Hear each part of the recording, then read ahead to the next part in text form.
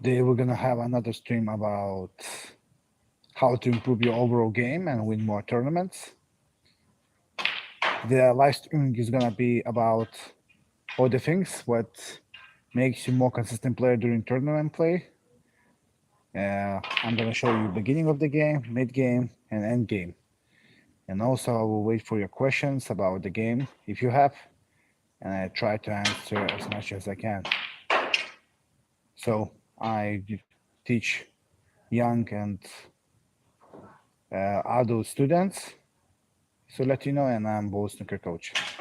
So that's about it, and let's start.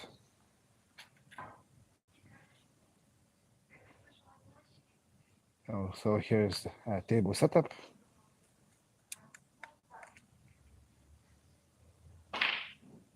Just 1 second. Here I have a whole table.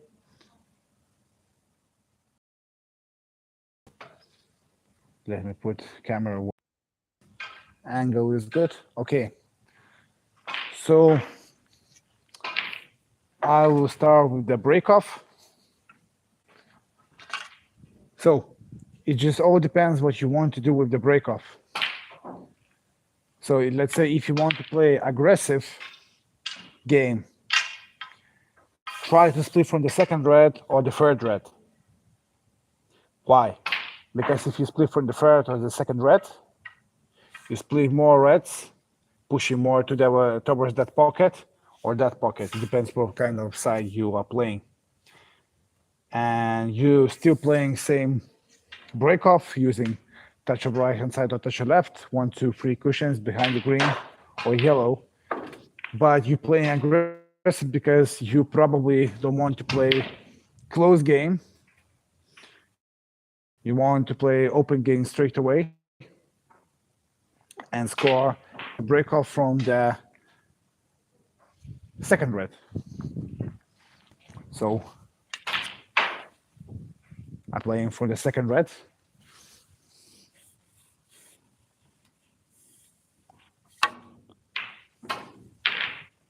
As you can see, I spread reds a lot.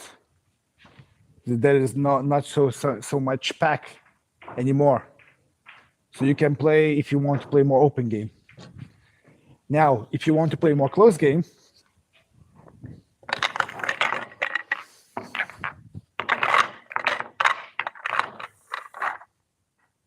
you try to last red.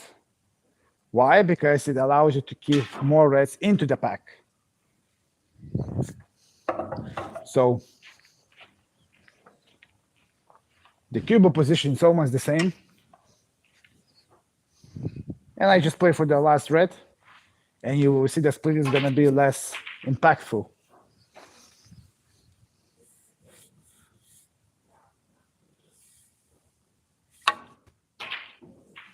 You know, you see there is less reds open. I didn't apply a side spin because I played on the old cloth, so now I need to adapt again to the new cloth. So I'm just gonna apply a little bit more side spin this time.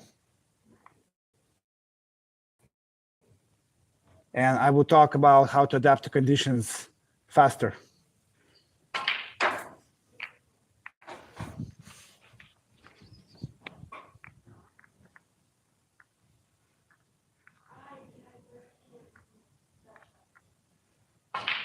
Okay, doesn't really matter.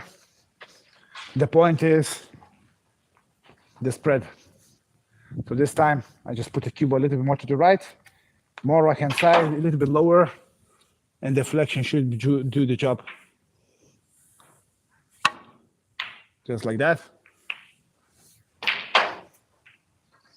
And this time there are more reds into the pack and less reds around corner pockets.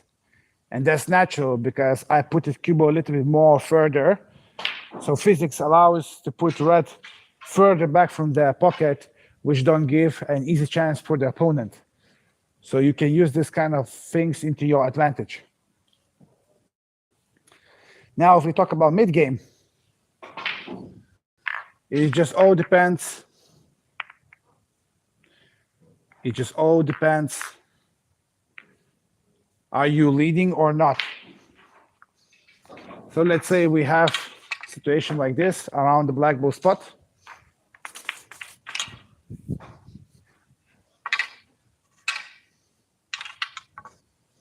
And I will try to play patterns. So let's say I'm already winning by 20 points. If I score those 4 reds with the black, it's gonna be 32 plus, that means 52. So if I'm in the tournament play, I'm gonna be very careful with that kind of split. So I would just try to play from here.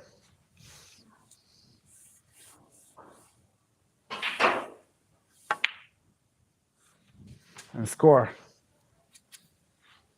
So in tournaments, especially when you are playing the side of frame, the pressure is on.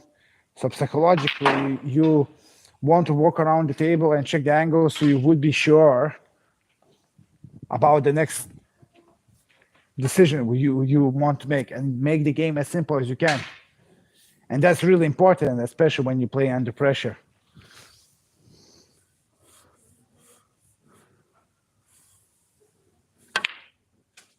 And because I check the angle and I know where the cube is gonna be, for me it's very easy to make a correct choice and put cube where I want.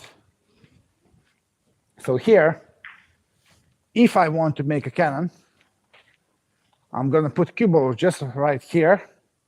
And if the angle is gonna be right, I'm gonna play with touch of screw and try to split into those 2 reds. If the angle is not gonna be good enough, I'm not gonna play.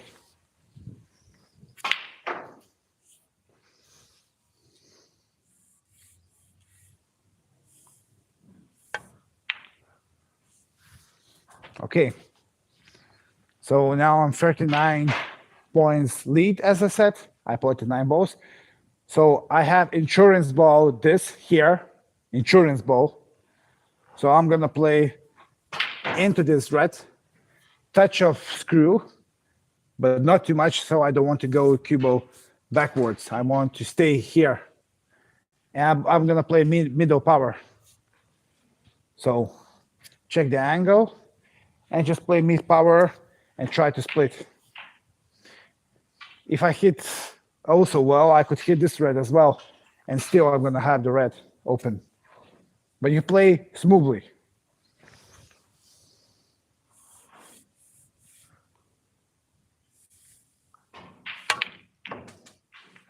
Okay, didn't happen. I'm gonna repeat the shot and maybe apply a little bit more screw this time.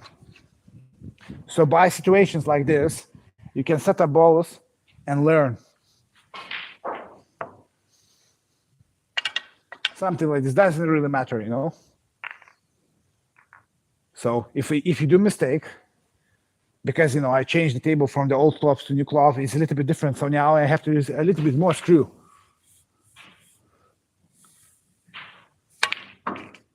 You see, and now screw worked it well, and I have nice cube and I can continue break. And because I was pessimist in my break off, in my split, I have the open red.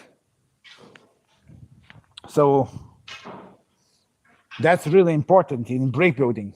You need to think through what is the most simple way to continue your break so you could make yourself as easy as possible possibilities to score, and also put your opponent in the pressure because he knows that you don't do any stupid mistakes, and that allows you to dominate the table.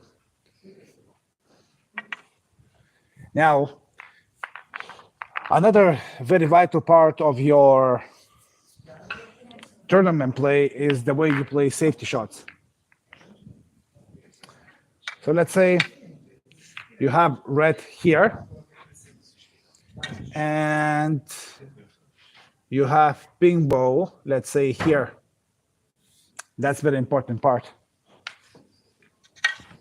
So I know that if I'm gonna keep cue ball around this area here, the ping ball is covering the left side of the red totally. If I put cubo here, my opponent has easy possibility to play resafe again. So when I make safety, I'm not only focusing on keeping objeable and cubo safe, I'm also focusing to put cubo where I want, in which section I want to put. So let's say here the logical sequence would be, I'm gonna try to play the red into that corner pocket. If I miss here, the red ball goes here, goes back to the pack. If I miss fin, it goes here. If I pot, I pot. Or if the close is still gonna be a difficult pot for opponent. So I'm gonna play just fin cut, touch of topspin, and I want to put cubo around this area. It doesn't really matter. If it stays here and the red ball is not going there, I'm still happy with the result.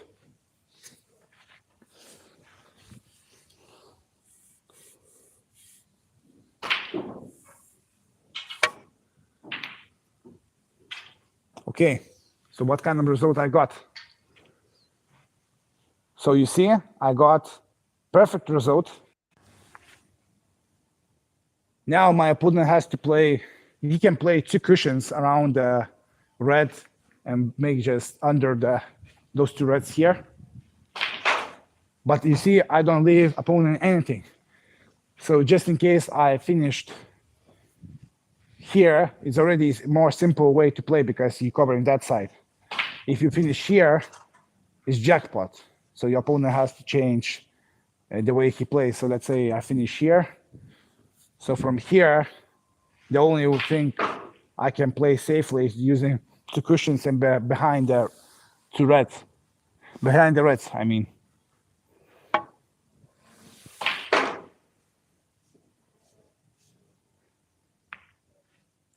Okay.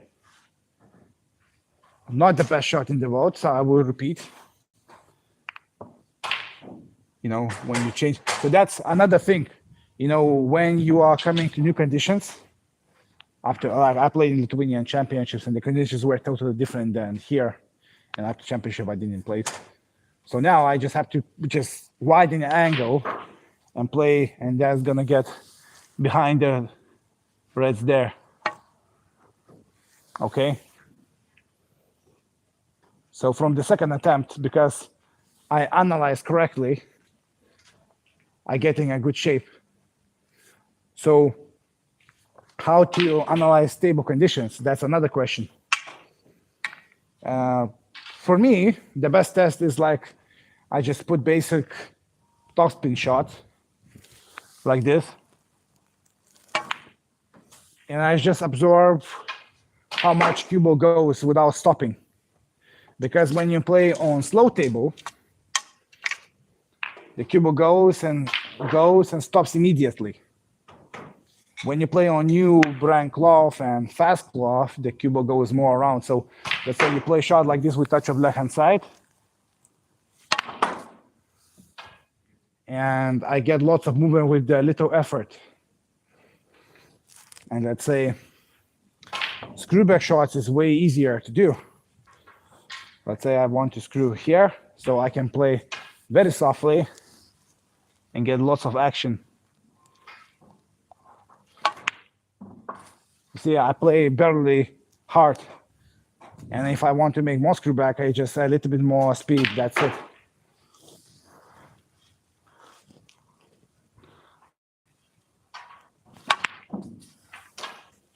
So when you play on fast cloth, you just have to slow down your backswing and just play less speed. When you play on slower table, you need to increase speed. Something like the same effort would be like this.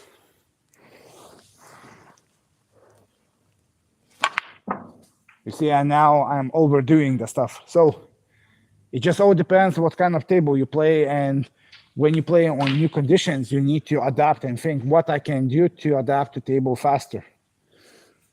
So if I play, let's say, pink of the spot, and I want to make position for the red, which is around here, I just play, if I play on new cloth, smoothly. Because the cloth is gripping the cue. But on the old cloth, because there is no grip on the cloth, I need to play probably like this.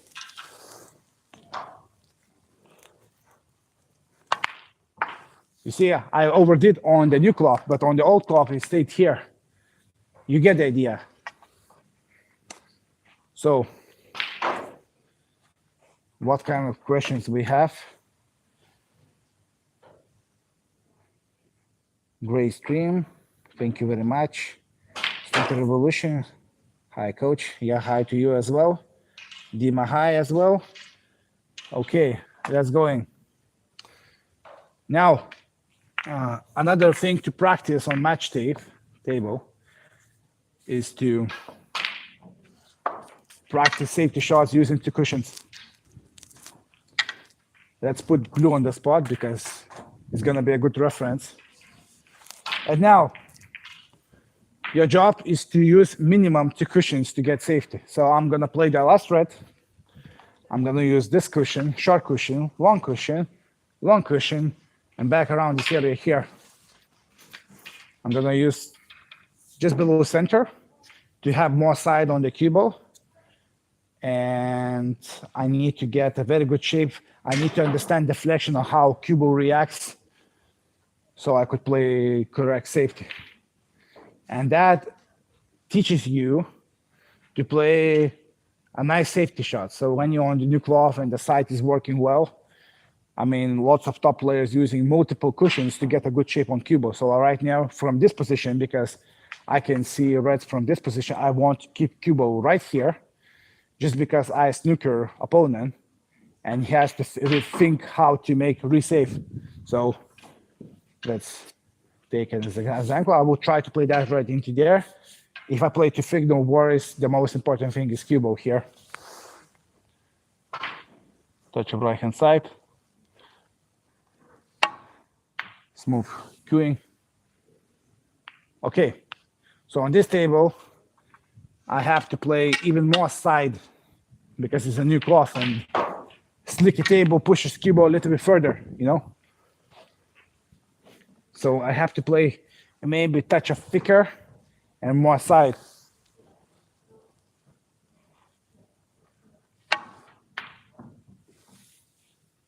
Okay, so let's see what kind of results I got. Okay, I wanted even more side. I wanted to go like this. So let's practice even more. But second attempt was better, as you can see.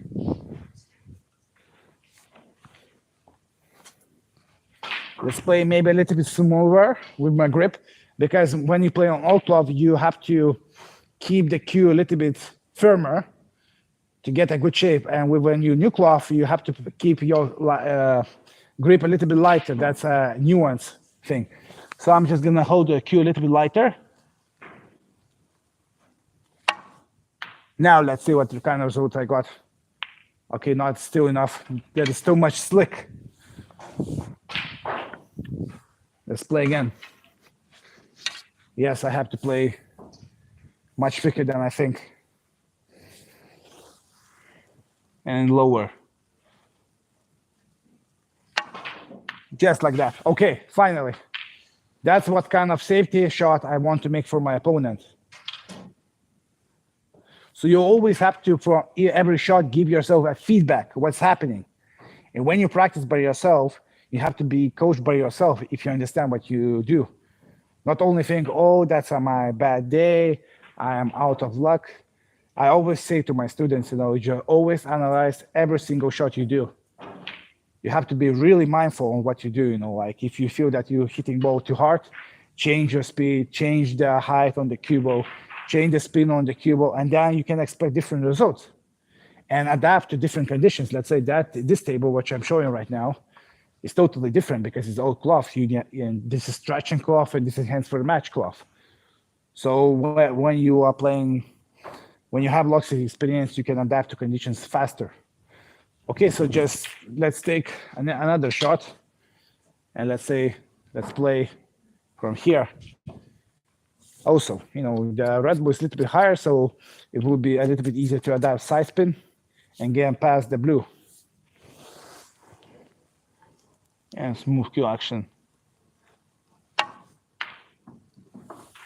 Okay, I got the pot, but that's not the most important thing for me. The most important thing for me is cue ball. So need to play a little bit softer. And just like this, like that. Okay, so that is way better shot, but I'm not happy about the result because I allow my opponent to see the shot. Even the cue ball is here and there is not potable ball, so I have to replay the shot. And that's, if you want to be a good player, you have to try to play shots as good as you can, so you could put your opponent into the deep pressure. So more sides, a little bit softer. Okay, right. Okay, that's a little bit better than previous one. And look at this shape. Now, this is a deep trouble. I snookered my opponent, and my opponent has to think, okay, what I have to do from here not to leave my opponent anything. If you play behind here, you have to be that perfect, and that's a very difficult thing. Wow, it's a tough call, not easy to get over. It's tough. Okay, let's put a reference, like put pink on the spot and put black on the spot like this. Yeah, that's a good thinking exercise. I always say to my students, how you would play in this position, and he has to deeply think. So, his pattern play was good, Right. Okay. So I would play in this position because 3 reds are open and it's very difficult to play behind the reds without leaving anything. I will play 2 cushions and try to hit this red to this part of the red. And I will try to play to the thinner side. Okay, so touch our left-hand side, just close to the pocket, and let's see what happens. Good speed. Okay. If your opponent says go back, so I'm just going to increase the angle. But the most important thing is not to leave your opponent an easy shot. And just a tiny bit increase the angle. I know that I am on slicky cloth, so it should be pushing the red ball here. I'm imagining that I have to hit around this part, the cue ball. Okay, right? And let's play a little bit to the right. Okay, not good enough. Let's say opponent gives you miss. That is fine. And you see I slightly increasing angle to the right, so I could hit the red and hopefully make resave. Okay, that should make a job done here. Just like that. Not good enough. Let's play again. So that's more like a professional exercise you can do. Doesn't matter, like that's, I want to hit to the thinner side. And maybe a little bit softer. Just like that. Not good enough. And let's practice that kind of thing.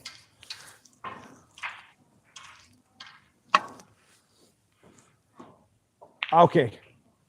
Anyways, so that kind of practices gives you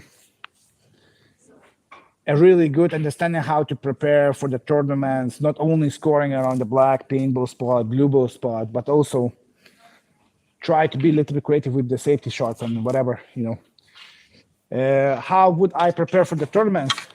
In my opinion, there are a couple of shots which you need to practice. Let's say you are on 40 break and you miss position. And very often you will get positions like this to the middle pocket. So you could, play a recovery shot and make position again for the black and hopefully make winning break like 60, 70 break. So it's very important to practice those kind of shots. That I will play shot to the middle, hopefully pot it.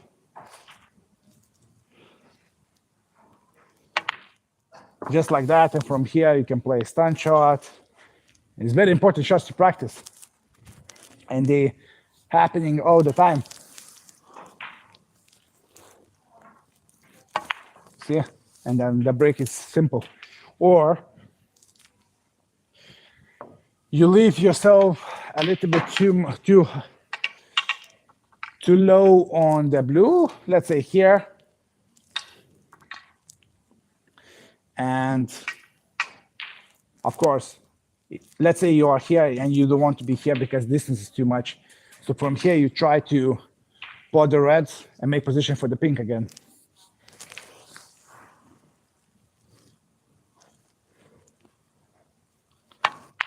Just like that. And from here, you can pot the pink, pot the red, and win the frame. So I showed you two shots which you can practice, like shots into the middle if you make a bad position for the black or the pink. And if you make just below blue ball spot and you don't want to play long shot, you just play red around the pink ball spot, try to get a shape for the blue again or the pink. It's all about situation what you have. If you have many close reds here and the pink ball pockets are blocked totally, of course, you would play for the blue. There's no question about it. You play for the blue.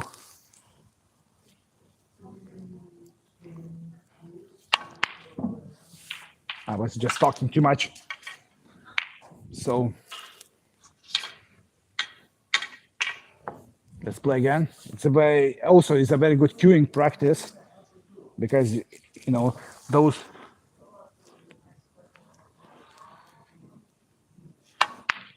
just like that. Let's see what kind of shape I have for the blue.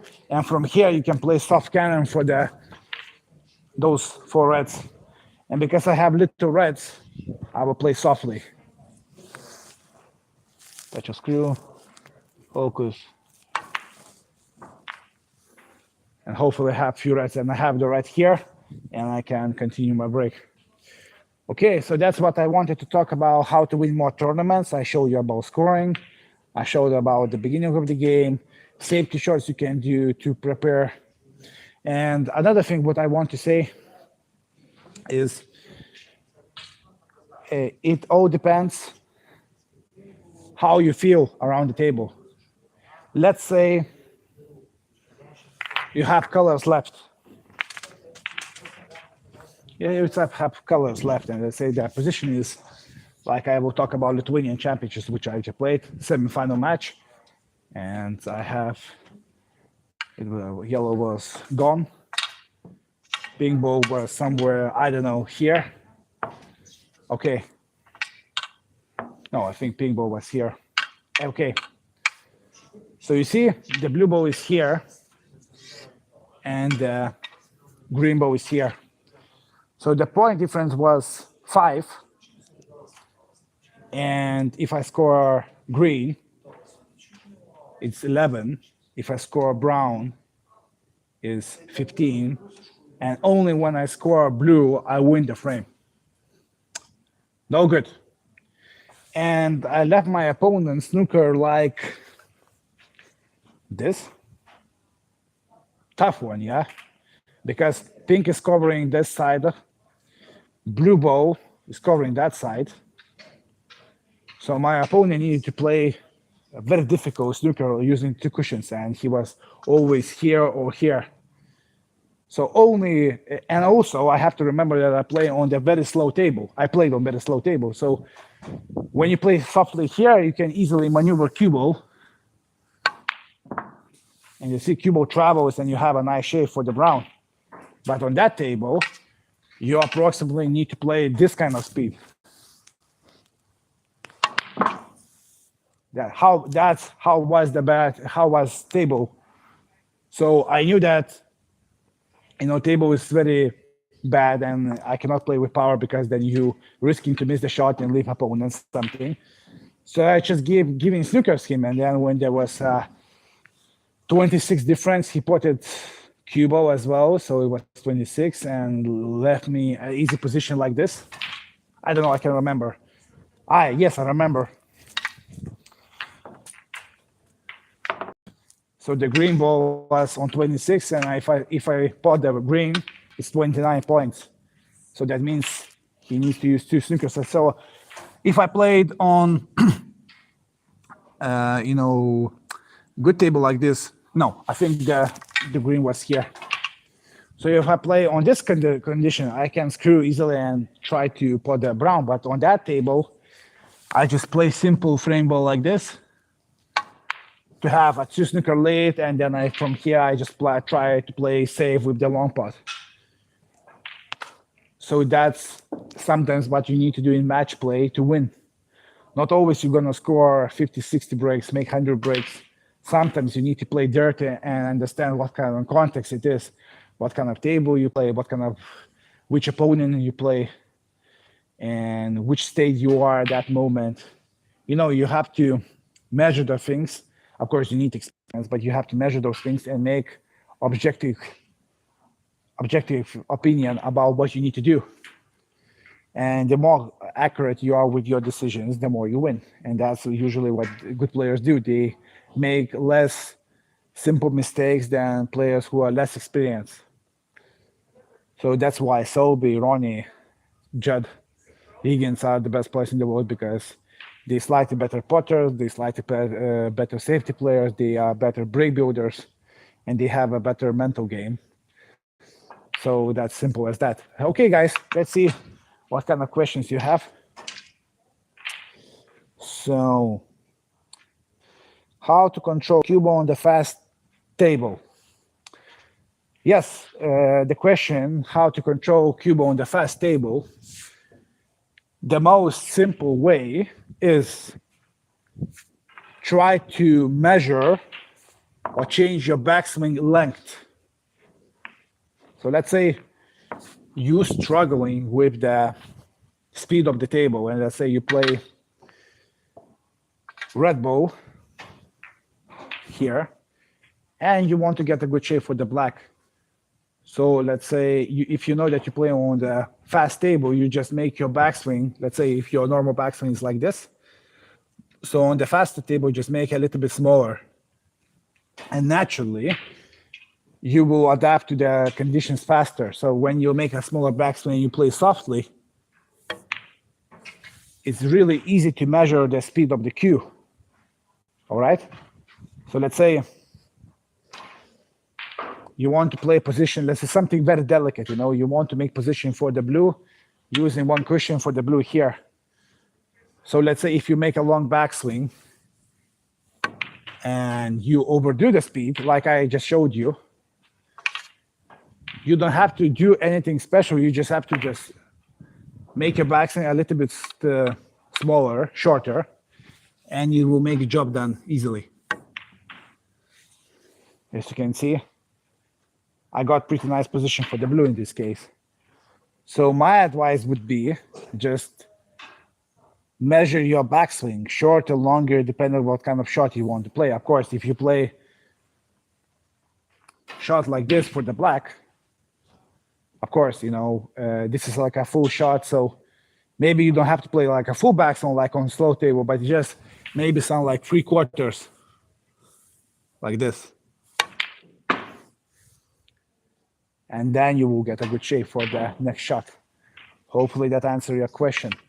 Let's see what somebody asked more.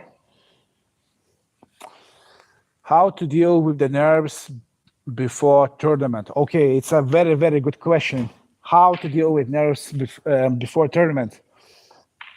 Well, there are a couple of strategies you can do, simple ones. First, get a good night's sleep if possible. I mean, it sounds obvious, but many players don't do that. Like you just try to get at least whatever you need from 7 to 9 hours sleep. Don't try to, if you feel anxious before tournament, don't try to watch snooker or analyze about your game too much, because then you put snooker for granted. Try to do something what makes you happy, something like be with family, friends, go to cinema. Of course, don't go to party, because that's another issue, because if you are, let's say, drinking, you will feel fatigued. So just try to do something simple, but also like good for your body and mind. Second thing, hydrate yourself. It's a very simple thing. When you drink a clean water without any sugars, without anything substance, maybe somebody drinks electrolytes, but that's another area. That's more for other sports. But just a simple water. If you drink a simple water, it allows you to focus better because when you drink water, it puts oxygen to your brain, and your thinking is way more clear than when you are drinking, let's say, coffee or something like energy drinks, which at the beginning could be very beneficial because it gives you lots of energy, but at the same time you have a crash. So during tournament play, just try to avoid anything like what has addictive feel. You just drink plain water and that's it. And the third one, you can do like a breathing or mindfulness exercise. So breathing means like you just focus on your breathing, like in and out.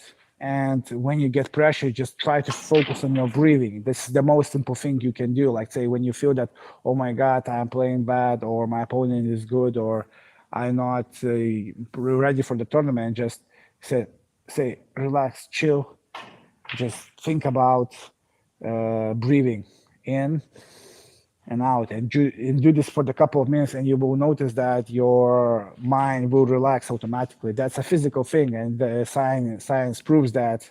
You can read about that a lot. I'm sure that you know about that, but maybe you need something more detailed. And it just depends from what you are nervous. If you play against good opponent, you cannot control opponent. Is he playing good or bad? You just only focus on your game. So when you catch yourself that oh, my opponent plays so good, and if I'm gonna miss the shot, I'm gonna leave an easy chance. You just tell yourself what you can do best, so you could perform your best game in the tournament. You just think something positive, what you can control, and don't think about something what you cannot control. If you catch yourself thinking about what you can control, then your mindset is going to be automatically more positive when you are thinking about something what you cannot control. Let's say you play against 100 break player and you are 50 break player, so you can think, oh, how I can make a good safety so my opponent didn't have a chance. So that's a good thinking. And also how I can make the game as simple as I can, so I could score as much as I can with my current abilities during that moment. Because during tournament play, you cannot change your abilities. You just have to use what you have. Hopefully that answers the question. Okay. What other questions we have? We have so far had 3 questions. We have, those 2 questions. So hi. So hopefully, guys, you enjoy the stream. I do coaching with people from 8 years old to 75, different kind of ages. This is the club, how it looks like. People always practicing, and if you want to come, to Lithuania or have online coaching session with me, you have details in the description. You can always text me, ask the question about something. We can arrange the meeting if this is our first time, and hopefully that's gonna give you more understanding. So hopefully enjoy the stream. If you have more questions, you can always send me a message, and see you soon. Take care.